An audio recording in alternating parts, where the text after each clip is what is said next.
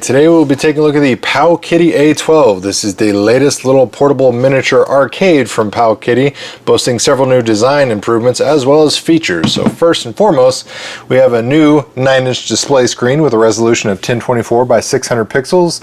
It has a 4000 milliamp battery inside. I've gotten at least 4 hours of gameplay thus far during my testing, so that's great. Completely portable because it is have that internal battery, and it does have an improved CPU. It's running a 4-core ARM Cortex A7 processing chip. Around the back, we've got our ports. We've got an HDMI out port here, full size. We've got 2 USB ports for external controller support. We have our 3.5mm audio headphone jack. We have the micro SD card slot. This came preloaded with a 32GB SD card that has 2400 games on it, is expandable up to 64GB, and then we have our USB Type-C charging port as well as our power button, and then a giant speaker on the back. This does have one single speaker, but it does get quite loud and actually has some impressive bass levels. Around the front we have the actual arcade joystick, which is nice. Actual arcade buttons. They are smaller than your typical arcade button size, but they do a really good job of replicating that authentic arcade experience and feel. Up top we've got our select button, we've got a start button, we've got our return, then we've got the volume up and down. And I just said that backward, volume down and volume up, but you get the drift. Anyway, measurements of the system. It's 9 inches wide, about 7.5 inches tall, and then it's about 8 inches deep, so pretty small. This is the bland interface you kind of get. Starts on the history. These are the most recent games you played, your games listing. If you want to load that SD card up with any MP4 files or some movie files, you can play them on here. Don't know why you would, but it's completely doable. Your file. This just really allows you to dive deep and look at the file structure. You can't really manipulate anything, so it's rather pointless, but it's there regardless. And then your settings, you can change a few things like your language. It's currently set to English, and as you can see, English is misspelled, so they didn't do a great job on that. And we'll talk a little bit later about language issues on this machine. Display, you can change it from full screen, or you want your 4:3 aspect ratio, you can change it there. You change your theme. They're all kind of meh. The brightness of your screen, you can change the brightness there. Timeout, connection if you have it connected to a USB or your computer. You clear your history, factory restore. But let's show you the game. So this has the system CPS, so this is going to be your MAME, your typical arcades, your Final Burn Alpha, your Famicom or your NES, your Game Boy Advance, Game Boy Color, your Game Gear, Sega Mega Drive, Neo Geo, and PlayStation 1. Lastly, we got Super Nintendo at the end. So honestly, this is a great little device. However, there is one massive flaw I have, and it's really not with the device itself, it's more with the preloaded content I found on the SD card. So to show you that, let me demonstrate the HDMI out connectivity so you can better see the screen. Once you connect it to the HDMI out, you lose your screen on here, but you gain it on your output monitor.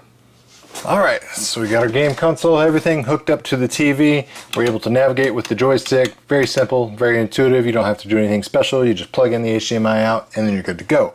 However, my main concern and issue was the preloaded content on the SD card. So let me show you. When I go pick a game, doesn't matter really what system I go with. Let's go with CPS. Well, here you'll notice we've got Chinese descriptions. We've got a picture of the game over here on the right, so that's supposed to be Metal Slug.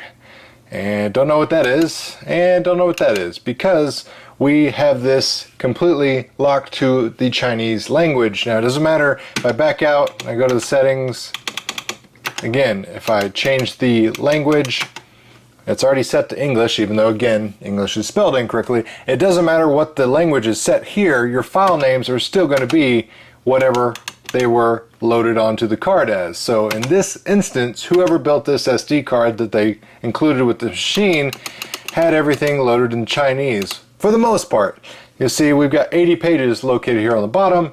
Scroll through the pages, and as I go through a little more, there we go. Now I can start to get some English language titles, and I can actually kind of understand what's going on. And the great thing is about this, there's loads and loads of games on here, and there's a lot of great games on here that you'll be familiar with. You do have to navigate some very weird stuff, however, because you'll see some random pictures that don't match the game title.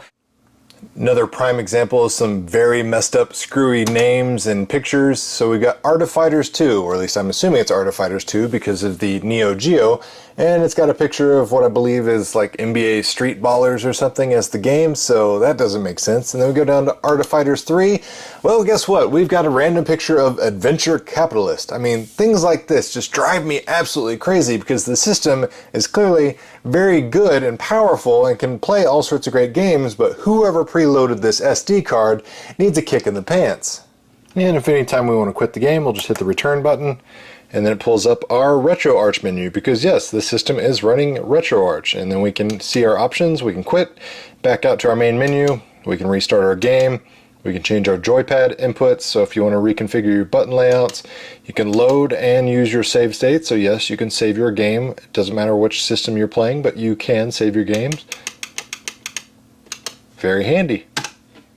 And despite all the menu quirks, this thing actually plays really well. So let me go ahead and show you some of the fine examples of it actually playing the games when you can actually understand the titles you're trying to play.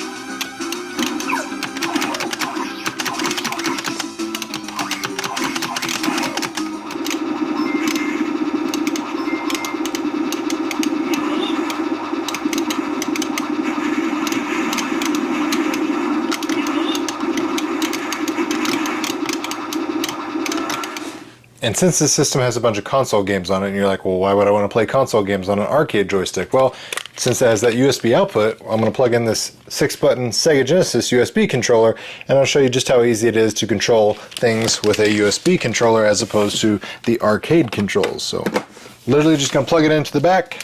I'm not mapping anything. All I have to do, plug it in, and then now I can navigate the menus. Again, I'm dealing with the language issues and some inconsistent pictures, but for the most part, I think I can figure out, you know, where Sonic the Hedgehog is. Sonic and Knuckles 3. Hey, it's in English. There we go.